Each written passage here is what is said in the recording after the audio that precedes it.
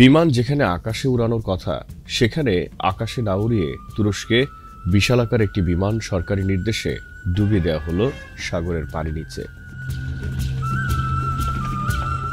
177 ফুটের বিশালাকার বিমানটি পানিতে ডোবানো সহজ ব্যাপার ছিল না, কিন্তু অনেক পরিকল্পনা করে তা ডোবানো হয়েছে।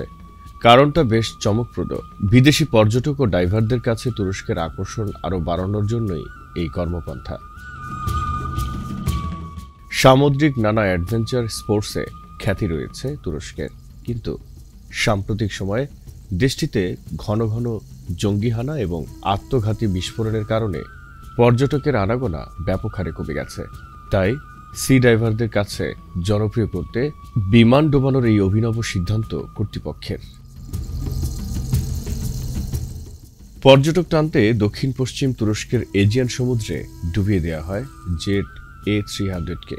177 ফুট লম্বা, 144 ফিট উইং স্প্যান সহ এই বিমানটির সম্পূর্ণ ডুবতে সময় লেগেছে প্রায় 2.5 ঘন্টা।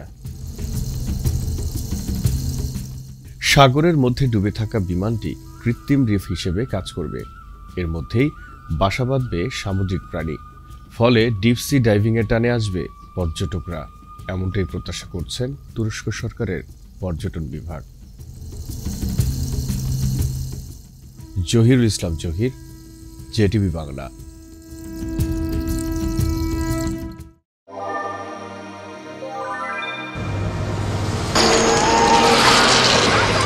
Save your family. Think safety? Buy eco-friendly, energy-saving, stylish and comfortable Toshiba elevator. Toshiba, leading innovation. Shiba Tech. Be elevated with us.